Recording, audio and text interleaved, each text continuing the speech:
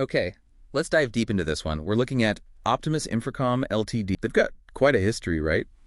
Sold the very first official mobile phone in India back in '95. That's right, a real pioneering legacy. But what's really interesting now is how they've, well, reinvented themselves. They saw that the old model, low-margin distribution, just wasn't the future. So they pivoted hard. Exactly. A pretty dramatic pivot into electronics manufacturing services, EMS. That's primarily through their subsidiary, Optimus Electronics, or OEL. It's a whole new game for them. And the big question is always, did it work? I mean, financially. Well, the numbers are pretty stark. It seems like a resounding yes. They completely flipped their revenue sources. Manufacturing isn't just part of the business now. It is the business, almost. Pretty much. It's nearly 70%, 69.55% to be exact, of total revenue now. The old trading side is down to about 30%. And that drove sales growth. Massively. Think about it. Net sales went from under, 400 crore rupees back in 2020? Yeah, around 373 crore. Right. To almost 1,900 crore now. And crucially, they swung from a significant net loss to nearly 60 crore in net profit. Okay, so that's impressive growth. But how did they pull that off so fast? It can't just be internal changes. You're right. It's not just them. There's a huge macro factor here.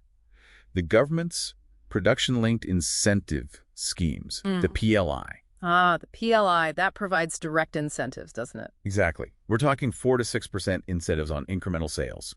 And OEL, or rather OEL, is positioned right in the sweet spot.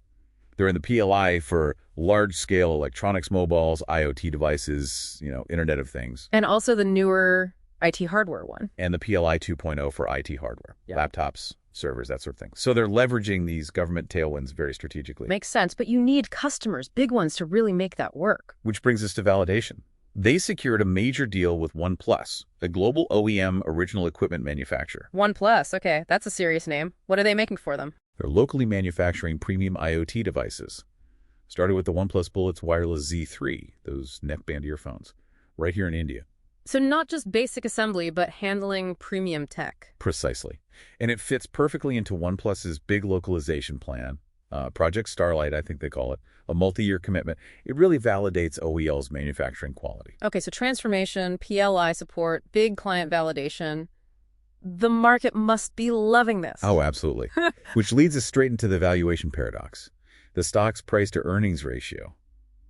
It's pretty breathtaking, 91.54 times. Whoa, hold on. 91 times earnings. How does that compare to others in the sector? It's roughly double the peer median, which sits around 45. So yeah, a massive premium, almost 101% higher. So the market isn't just optimistic, it's already priced in years of perfect execution, hasn't it? Like they expect flawless growth. That's exactly it. It's trading at something like a 218% premium to its estimated historical intrinsic value. The market has, fully discounted future success. There's zero room for error baked into that price. Okay, so what keeps them up at night? What are the immediate risks if the price demands perfection? Well, three main things stand out. First, just basic execution. Can they actually scale up these new Noida manufacturing facilities smoothly? Hitting those production targets to get the PLI benefits isn't trivial. Scaling is always tough. What else? Second, client concentration risk. You mentioned OnePlus, that's great validation, but relying heavily on one or two major clients is risky. But isn't that common in EMS? Short contracts with big OEMs. It is common, yes, but the risk is still acute. Yeah. These contracts are often less than a year long. You need flawless performance constantly just to keep renewing them. Lose a key client, and it hits hard. Okay, execution, client risk. What's the third? The structural one. Their old profitability model is built on those PLI schemes continuing as they are.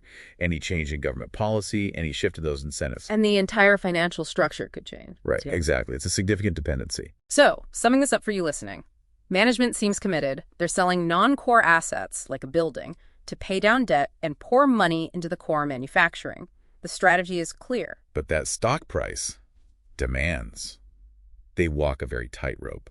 Flawless execution is not just hoped for, it's required. And looking ahead, the final thought, perhaps. Yeah, the real test, I think, is whether they can move up the value chain. They're exploring things like EV components, which is interesting. Can they translate this huge revenue growth driven by scale and maybe some high-value niches like premium IoT into actual substantial net income margin expansion? Exactly. Or will competition just force them to pass those PLI benefits straight through to the clients to win deals? That's the key question to watch. Will the bottom line grow as fast as the top line?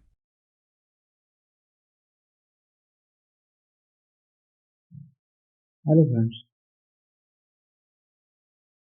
तो आज हम बात करेंगे Optimus Infracom limited के बारे में।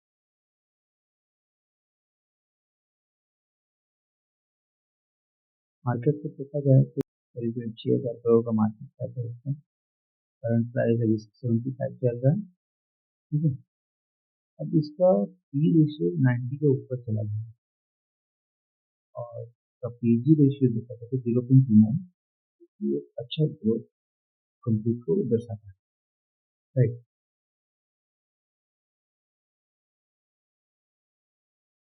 इसी को आप देख सकते हैं। हम ये ऑप्टिमस इंफ्राकॉम के चार्ट डेली चार्ट पर है। ठीक है। तो ये आपको ट्रेंड लाइन दिख रहा है। ये ट्रेंड लाइन पर इसने कई बार रेजिस्टेंस लिया है। 1, 2, 3, है ना, 4, 5, 6, 7 और यहाँ पे इसने इसको ब्रेक कर दिया है। बाउंस।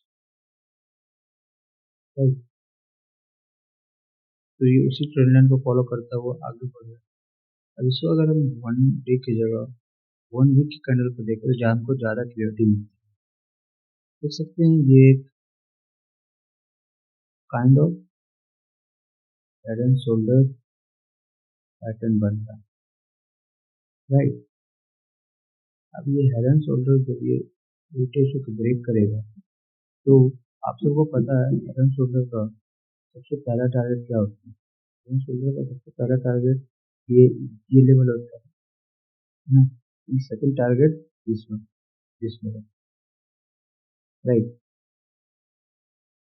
अब ये लेवल तभी अपन चलेगा जब ये अपनी पहले रेजिस्टेंस जो कि है 704 इस रेजिस्टेंस को ब्रेक करता है, क्योंकि जहाँ पर ये पिछले बार यहाँ से रिटेस्ट हुआ तो एक बार ब्रेक करेगा तब ये अपना सेकंड टारगेट और सेकंड रेजिस्टेंस के ऊपर चलेगा जो अराउंड ये है। ठीक है। ये इसका सेकंड रेजिस्टेंस हुआ और इस रेजिस्टेंस को ब्रेक करने के बाद एक अनचार्टेड टेरिटरी में प्रवेश कर गया। राइट। अब इसका हम कुछ मैनेजमेंट एनालिसिस के बारे में।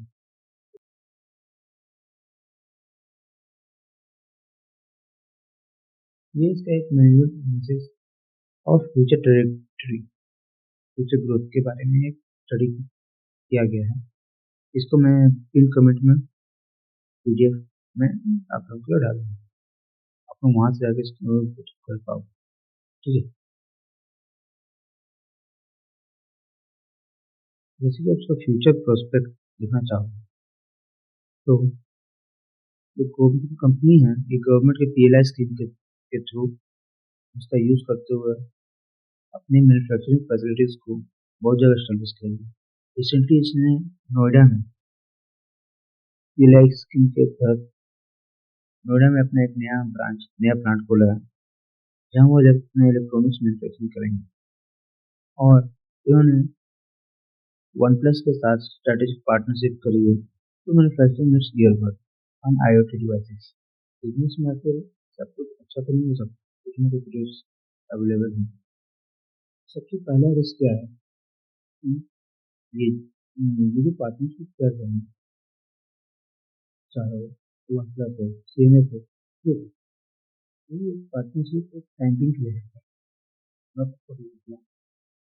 तो अगर इनका परफॉर्मेंस इनका प्रोडक्टिव अगर सही रहा तो वो ब्रांड इनके साथ रिटेन करेंगे। अदरवाइज वो कोई दूसरा ऑप्शन तलाश करेंगे। तो उस केस में इसके लिए हेडविंड हो सकता है। सबसे पहला client concentration and care contact से पहला रखते हैं। Second risk execution and capacity risk. जो इनके पास है ये अपनी लगातार कैपेसिटी इनहांस कर रहे हैं और एग्जीक्यूट करने की कोशिश कर रहे हैं, तो वो एक मेजर चैलेंजेस है। क्योंकि ऑफकोर्स मैनेजमेंट मैनेजमेंट अच्छी है तो वो अचीव कर पाएंगे। Then the third risk is the structural risk, because ये कंपनी टोटल PLI स्कीम पर डिपेंडेंट है। गवर्नमेंट की PLI स्कीम पर स्कीम पर डिपेंडेंस ज़्यादा है, तो किसी भी समय गवर्नमेंट की कोई भी स्कीम में अगर चेंजेस तो कुछ बंद हो जाए तो उनके लिए थ्रेट टर्नर हो सकता है। तो ये कुछ इसके लिए नेगेटिव भी है। तो आप इन्वेस्टमेंट करने से पहले अपने फाइनेंशियल एडवाइजर से जरूर बात करें, और बाकी रहा इस पीडीएफ के बाद मैंने इसको इसमें अटैच कर दिया।